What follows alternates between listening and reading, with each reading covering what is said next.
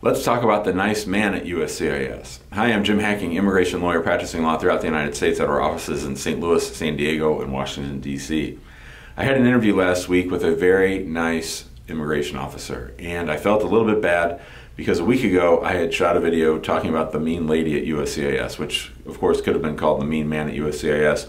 I talked in that video how a lot of immigration officers are well-intentioned and do a good job, but that there are oftentimes one or two officers in each office who are mean and crabby and do whatever they can to try to hurt their applicants' cases. But I wanted to shoot this video to talk about this nice officer. This was in Long Island, and my client has literally been trying to get her green card for about 10 years, and it's a complicated story that I don't need to go into. The point of this video is to talk about the officer. He was very kind. We were sitting out in the waiting room, and I said, you know, I can usually tell by the way the officer announces the person's name of who they're going to interview as to how the interview is going to go and what kind of an officer they're going to be. And this officer came out.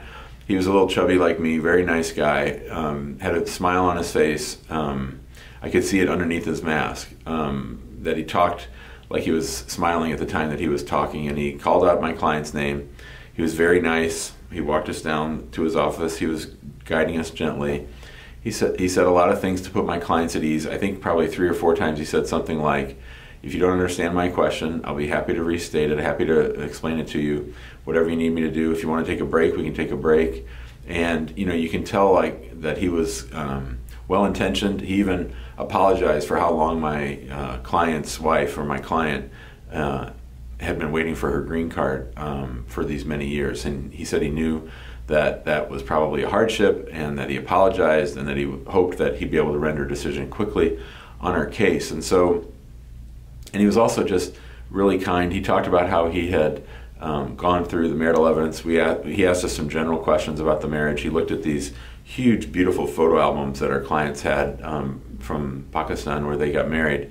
And it was like talking to a regular person. It wasn't like talking to an automaton. I remember there used to be this officer in St. Louis who had been in the military, and when Trump came in, he decided to be he walked like this, and he talked like this, and he was very stern and mean. And you know, like I said last time, there's not really any reason to do that. Who wants to go through life like that? And so I certainly felt like this immigration officer was going to give us a fair shot. And so you can really learn a lot if you listen. And I know it's stressful because you're trying to answer the questions, but if you can just spend a little bit of time during your interview trying to gauge the personality and the approach of the officer.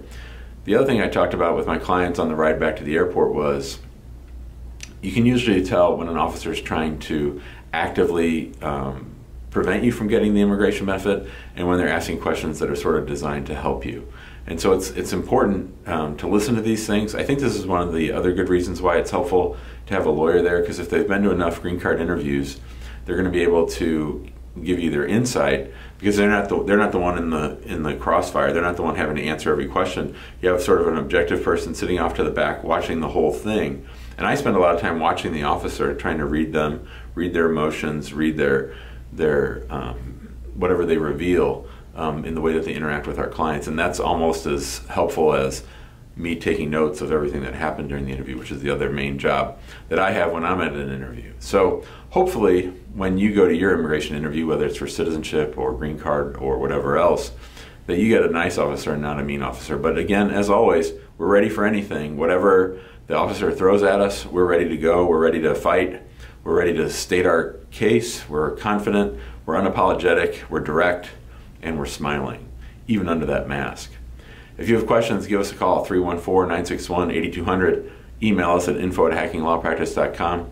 Our Facebook group is Immigrant Home. We'd love to have you join there. I think we have around 5,500 members in there sharing immigration information. And then finally, you know about our YouTube channel. We add a new video to it every single day. And we also have our live show on Tuesdays and Thursdays, usually at noon Central, where I answer as many of your immigration law related questions as possible. Thanks a lot, and have a great day.